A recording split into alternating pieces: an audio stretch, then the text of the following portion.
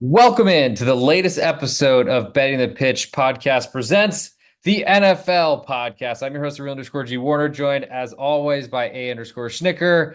We had an 0-2 last week, very disappointing. I think my Steelers under, I would probably play it again. However, didn't expect a muffed punt following a failed fake punt. Punts were not very kind to the look for less scoring in that matchup. And I gotta say, still, I think there's a lot to think about with both the Washington Commanders and also the Pittsburgh Steelers. But they might come up on this show. We know one of them guaranteed will. At A underscore Schnicker, how are you on this evening? Feel like we've hit the slog of the season. So this is our time to push through. Actually, I like this upcoming schedule quite a bit. Yeah, I had the Colts. I thought it was a good matchup. I thought it was a good spot. And then Joe Flacco. And really even like part of the way through the first half, I was like, okay, this is okay, all things considered, with Flacco just, giving Buffalo 10, 14 points total.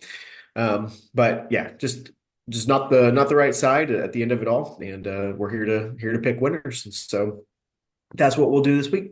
We are. I'm looking forward to the Colts are not guaranteed in our six pack of games. We discussed the standalones. If we don't have a European game, finally, thank God. Though it would have been nice to go out with a Carolina Panthers money line ticket. Unfortunately, I did not think about the game in time to actually put my against the spread bet in, which was very disappointing. But we'll go through the three standalone games, then we'll do a snake draft of other three matchups we want to talk about, and we'll give best bets end of show. We're 11-9 so far this season, so a definitely profitable 55%, and we're 23-15 our last 38. So hang around with us.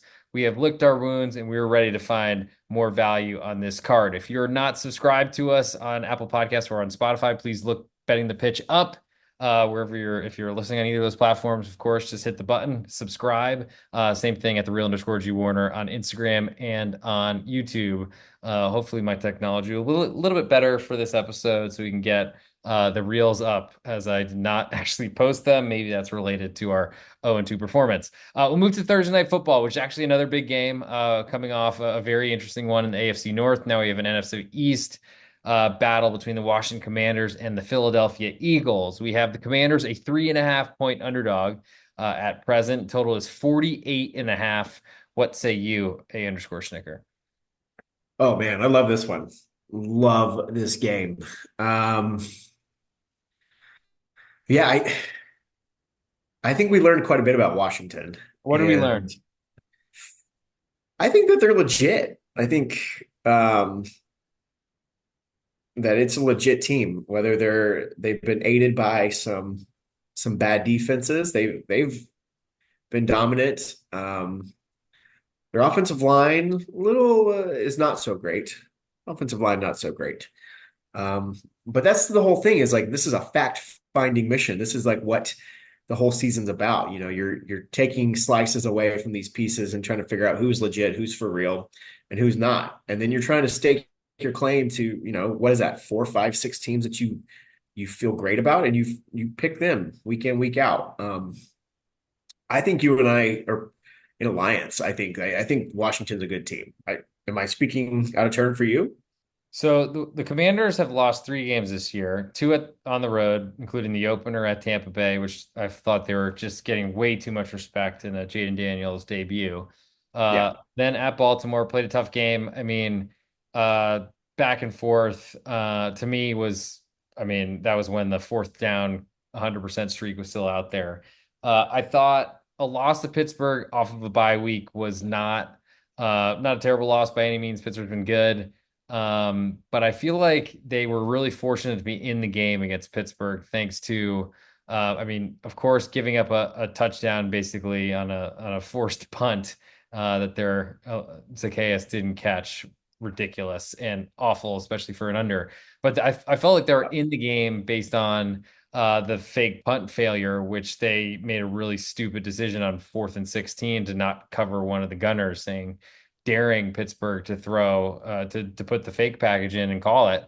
And it should have been a first down. And honestly, I don't know because it took an entire half for Washington to do anything offensively. They scored right before the break, and then scored right out after the break. And so that's the Tom Brady, Bill Belichick way the Patriots always beat teams. But I do feel like the 5 point win at the Jets leading into this Pittsburgh game was a little bit misleading. Obviously, you have the Hail Mary against Chicago. I feel like there's some issues with Washington scoring touchdowns. We've seen it against the Giants in both meetings, which they did win Yeah, both. Though fortunate, there's been a lot of close wins. So that's my question. At 7-3, I don't think anyone expected the Commanders to be at this level. I don't think anyone expected their defense to be this good. But I think that the jury's still out to me on how good this Commanders team is when it faces the upper echelon of the league. I think at this point we have to consider Philadelphia back there, whether we like or hate Nick Sirianni. I think they've proven that they're still one of the best teams out there, whether the tush push is working or not. It seems to me that, I mean, Jalen Hurts, I will forever be a detractor or a critic of his because I just don't think he's a very good quarterback, but he has a lot of other pieces to playing the position than the making good passes. The problem is, I think, the bad decisions that are the biggest issue. But to me, the Commanders, I mean, 3.5 point underdogs is a really, really nice number. I think it's very respectful of the Commanders on a short week coming off a brutal game against Pittsburgh, which I do think yeah, lingers. So I don't know. I mean, getting more than a field goal is huge because, of course, you can always lose by that late field goal. We've seen it a bunch of times this week, including my Buccaneers play last against the 49ers, though a lot of missed field goals certainly helped that as well, plus some great right. late offense from the Bucks.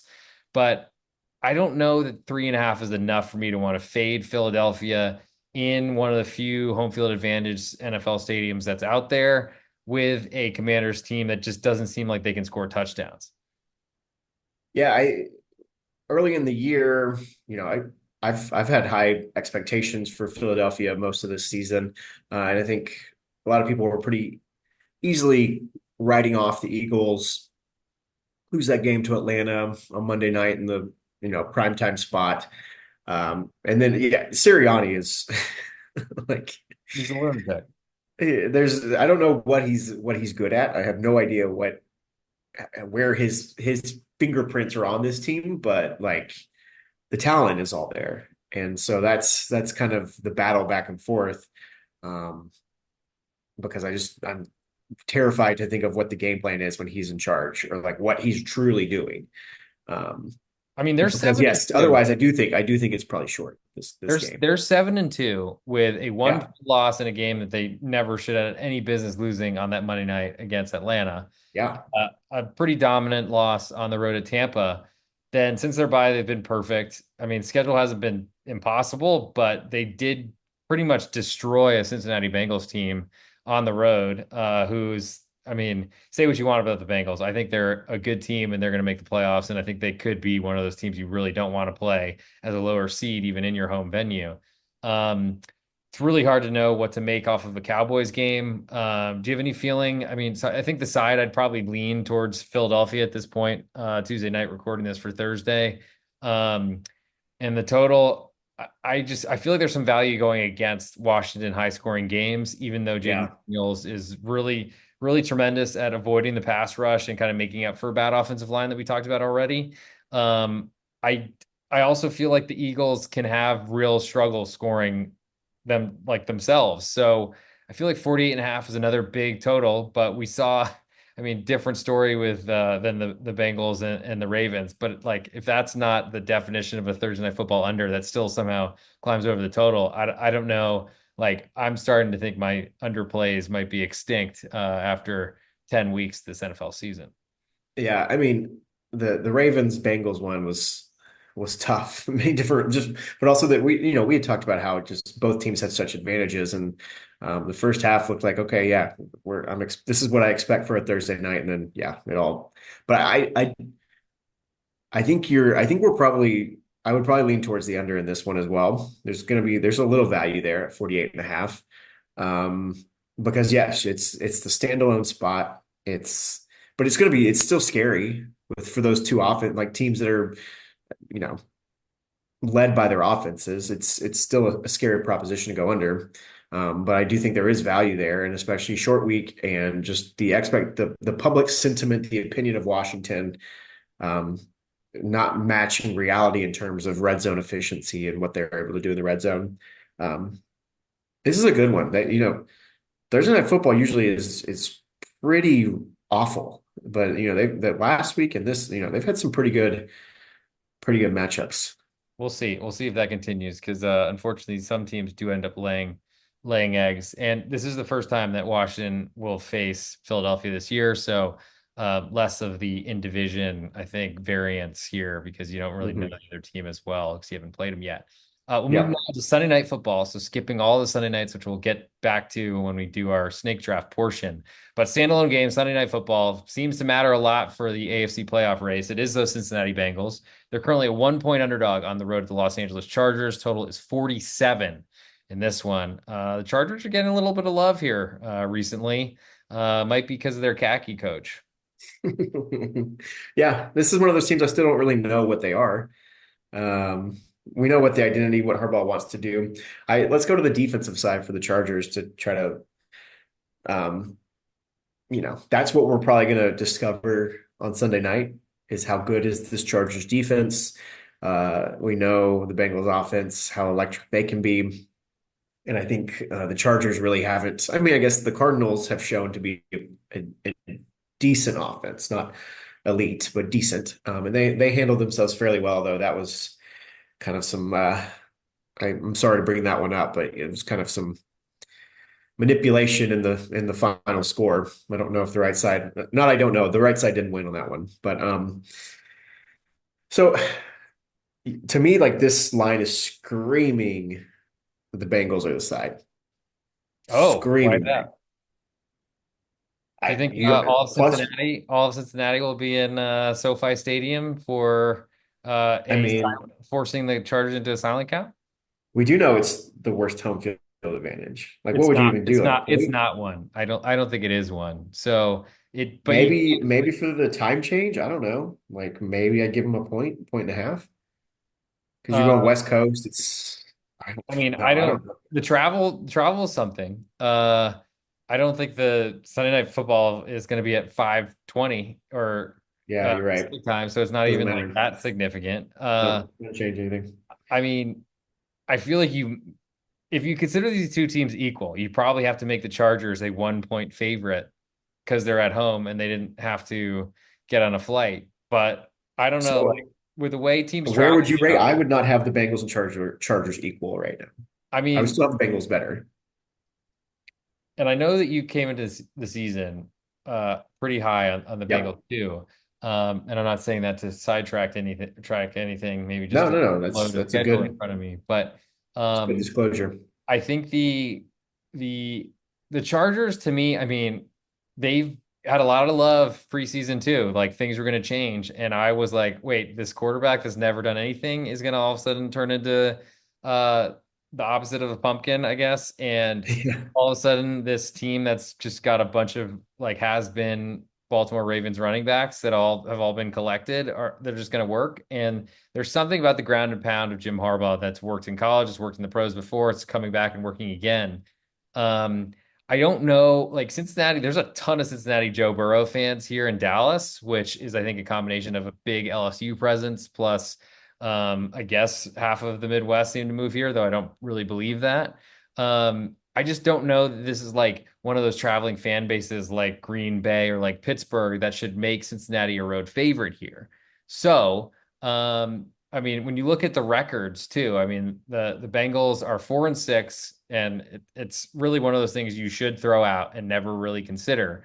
But I do think in a sport like this, where a lot of people bet it, sometimes it's hard to see a dominant record being a very slight home favorite to a 4-6 club. So I think that's what you're saying is that Cincinnati feels like they should be a bigger underdog based on the record discrepancy, and that's probably accurate.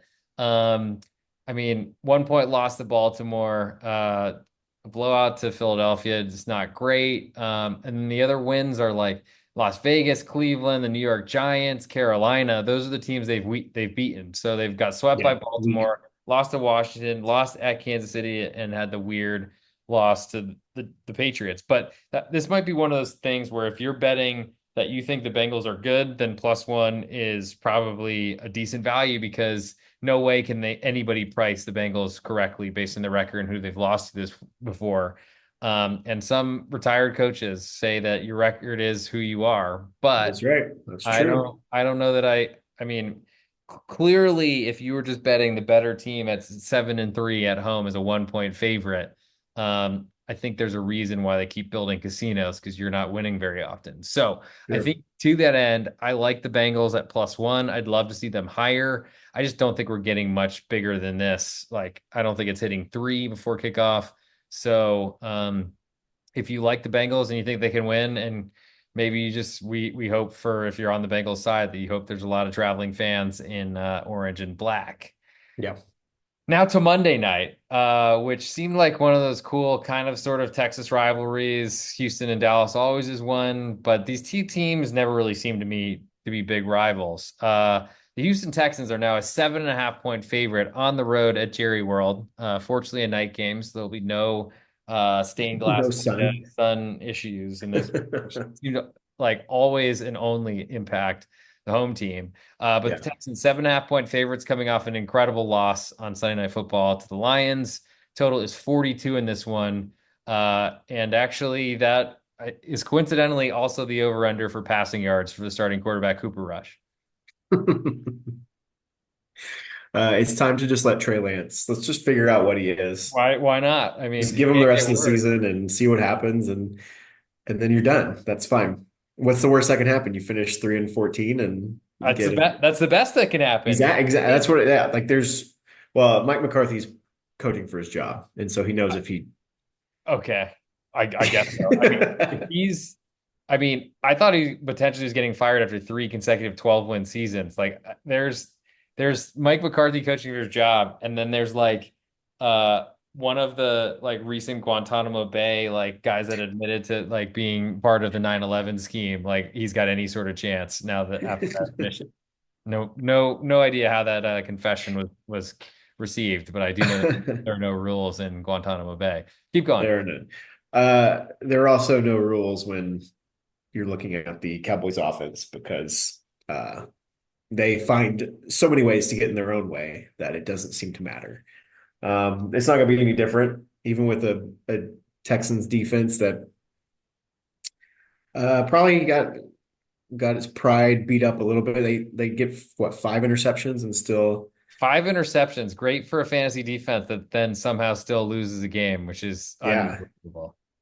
Well, it's just we talked about CJ Stroud last week, so go back to that episode if you like a deeper breakdown. This looks like CJ Stroud of a lot of his college time, just poor decision making, bad footwork, and I think it's probably some pressing, some rushing. We'll see if Nico Collins is back. I would assume he probably is, but I was expecting him back last week. Um, so gets a little bit of help there. They're just not healthy. The Texans aren't. Haven't This been. feels like another game where you'd go under, but that actually feels like the public basic side in this one. Most people are going to be looking under. I don't know that anybody in the public sphere is really I back think it's under changed, man. I really do think the market's changed in that way. Uh, I think people are more aware of the betting space than we give credit for. Anyways, we could probably have a whole other episode on just like the changing ways of the market and how the Well, that's what legalization has happens. They're changed. subscribed to Betting the Pitch on Apple Podcasts and on Spotify and at the Real underscore G Warner on YouTube and on Instagram. That's how they've become so savvy so fast and have Yep. really pulled out a lot of the value out of the market. I just don't know who's backing the Cowboys +7.5. Like especially after the not anything showing that I mean, like I guess coming back and making a game against Atlanta on the road, I think there's no credit for that. Same sort of story for San Francisco, but the blasting by Philadelphia at home with a quarterback that looks hopeless. I don't know who's playing that number. I feel like the Texans probably climb from this number because 7.5 to 9.5 doesn't seem to be a big difference to me unless you're talking about teasers and concerns in that way. So I think under is probably my biggest interest in in Monday Night Football. Um, and I like gun to my head, I would play the Texans -7.5 right now, expecting a move in the upward Yeah. direction because I can't imagine this number holds. Okay, so now we've reached the Sunday main slate of our discussion, which we're going back to back, three choices, games to talk about we haven't discussed already, which we've discussed only Sunday Night Football so far. So the board is yours at A underscore Schnigger. We got so many good games. Love it, love it. Well, let's start with the national spotlight game. It is pretty much a standalone game because it's the only game on CBS, I think, which is Chiefs at the Buffalo Bills on Sunday afternoon. Weird. I thought you were going to go with Rams Patriots, but we'll go with the Chiefs, a 2.5 point underdog, pretty juiced at the moment. Total is 46. Look like this has climbed from 1 up to 2.5. Does it get to 3 and then get into it? Yeah, I mean Buffalo's the home field advantage king in the sport. Weather, travel, fans, they've got it all. All the elements there to actually weight it towards home field advantage. Um, I I kind of like Buffalo in the spot, but I feel like I'm having flashbacks to the playoffs of last season. Oh, I am. Oh, yeah. Oh, yes. I think So I feel like I already know where you're going to go in like 20 minutes when we get to that portion of the show. I already know what's going to be happening. Um, the Chiefs, though, it's just like it still feels like they're putting things together with like Elmer's glue and popsicle sticks, and the talent's there. DeAndre Hopkins is an upgrade. Travis Kelce's more involved, but and yes, the receivers are maybe not dropping passes, but Mahomes hasn't really been all that accurate, and um, yeah, it still just feels like a super plodding, methodical offense that really has no spark. Um, like they can't even get over like 3 touchdowns a game. Like that's if they do that, like that's whoa, whoa, whoa, whoa. Like that's really impressive for this offense. I mean, All right, give it to me though. a friend of mine is betting against the Chiefs every time they're above a touchdown favorite. I'm always so scared to do it, and they never seem to cover. I mean, I if the Broncos got the exact game they wanted to, led the whole time, yeah, okay. If you're going to trail, at least you have the ball at the end, and you're setting up for a field goal. And like none of these kicks get blocked anymore. When they do get blocked, there's always a flag. It's like Yeah. amazing that the Chiefs somehow and especially with this town, and they're not Joe Burrow fans or not sad Cowboy fans, they're all Chiefs fans in Dallas. So Mhm. the whole bar erupts, and I'm like, "What do you mean?" I thought I looked at another TV and missed the kick, and then knew it was something Chiefs related. Um, so you didn't answer the question. Does this get to 3 at kickoff? Oh, I'm sorry. I did not hear that question.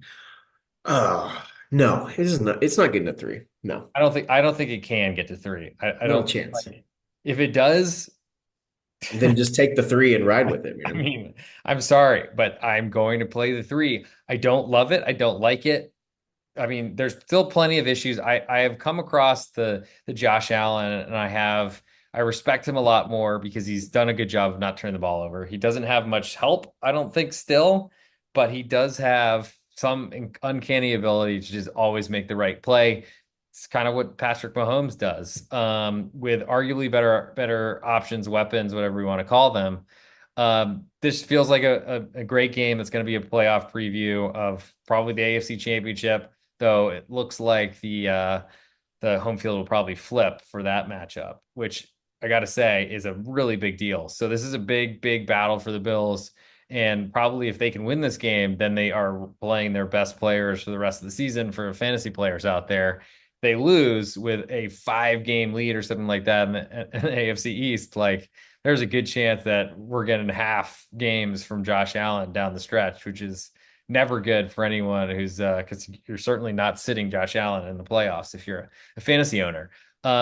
Total in this one, I feel like probably feels like an under, but I feel like a broken record at this point. So I'm going to then select, I think, another probably easy low hanging fruit game to talk about, and that is the Baltimore Ravens, a 3 point favorite with a lot of juice right now. Seems like it's jockeying between 3.5 and 3. Baltimore at Pittsburgh -3, total is 48.5. Yeah. Um,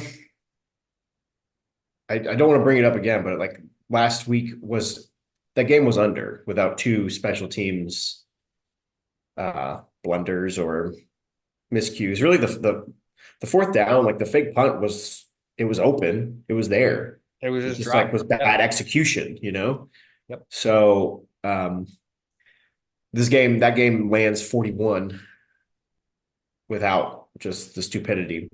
But I still like we talked about this Sunday morning. I still have, you know, the Steelers great in the red zone defensively, but they've allowed teams to kind of move up and down the field. They've just kind of stiffened.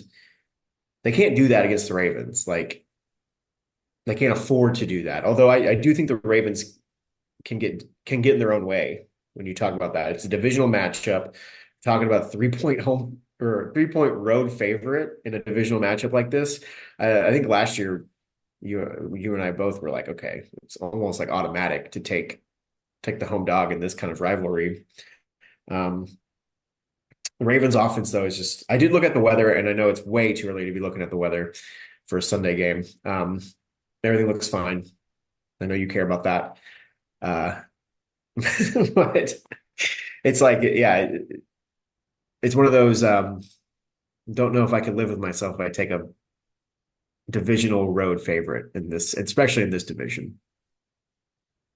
Did you know that there's the same score in both games last year? One of them being in week 18, so you could argue that there's less to play It for, matter. Yeah. especially with Huntley starting for Baltimore. Yeah.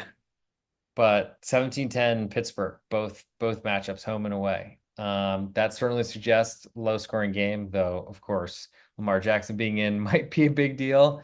My concern, and it's something you have to get over, but I just don't know how you stop Lamar Jackson. And then if you do stop Lamar Jackson by some grace of God or whatever you believe in, the flying spaghetti monster, then there's still Derrick Henry there who is just so hard to stop. And I don't know how you do it really. So all those things in all those directions, still, if you lose by a field goal, you are pushing on the Steelers right now. So I like that. I do feel like I was more the total last week of the Steelers and the Commanders. I think both are under teams. And under on the Ravens and the Bengals felt like a Thursday night football thing. Quick Yeah. turnaround. Plus, I thought it would be a competitive matchup, and they'd already played once before. But even after a great start, seeing so few points in the first half to then have it still go over, like I don't know if I have it in me to play under against Lamar Jackson because the big plays are what do any sort of total in, and they are always available to him. So, let me get your third choice or your second Mhm. choice, or third of the snake portion of our snake draft, and then Okay. get into our best bets. Let's go. Hmm. A Let's lot of go. out there. I What? assume you're not going to choose Jacksonville at Detroit. You could, but Yeah. I don't know. I wasn't gonna bring that one up. I mean, I guess we'll stay divisional matchups. It's not the fanciest, but we can have some hot takes with it if you want. The Packers traveling to Chicago. I would love to discuss Caleb Williams. So, unfortunately, Yeah, it it's great. felt to me like in our college football group chat, when I had backed the Bears on the road at Arizona a couple weeks ago, and it honestly looked like Caleb Williams was trying to quit, and Yeah. uh, like the attitude was so hideous, bad, horrible, whatever bad adjective. And I asked the group if this is something that like he had done a lot, if he had like sulks or if he like gets mad at his teammates or all these sort of things. And I didn't really get an answer that I was Did looking anyone respond for. to you? No, I think just per usual, everyone just goes to the next I can respond to you now. That did happen a lot in college.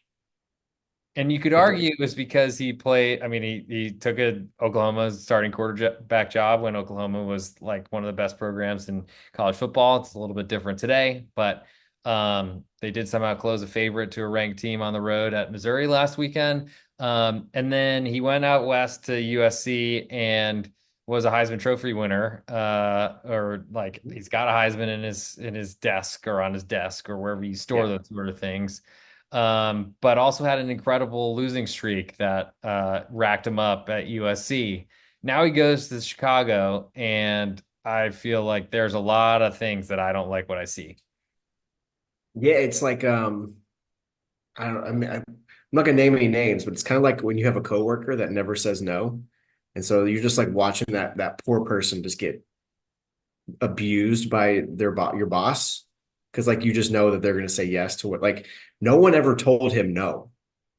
And like he just took advantage of it, took full advantage of it at USC. Mechanics are terrible.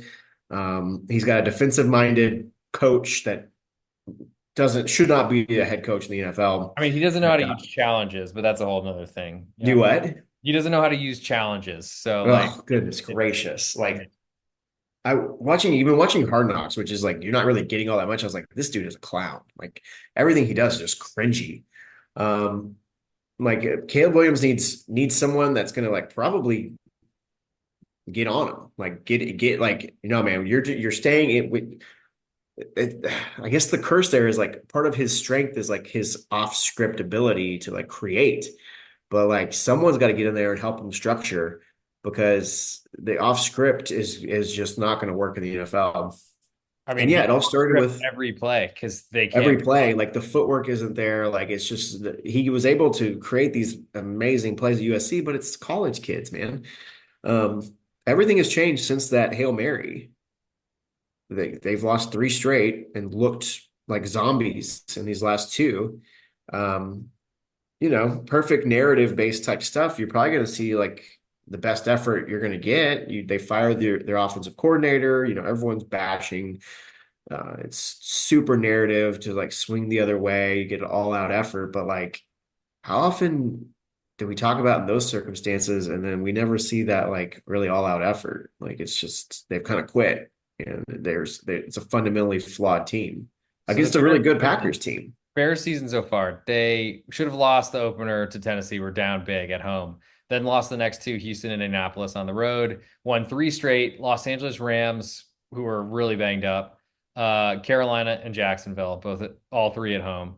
Then bye week, and since the bye, had the Hail Mary loss, blowout at Arizona, where they literally couldn't stop any sort of rushing attack, and then lost at home to New England and only scored 3 points against one of the worst teams in the league. So now they're 6 point underdogs. Gigantic climb from what this number was before last week. It was as small as three as I saw it. Wow.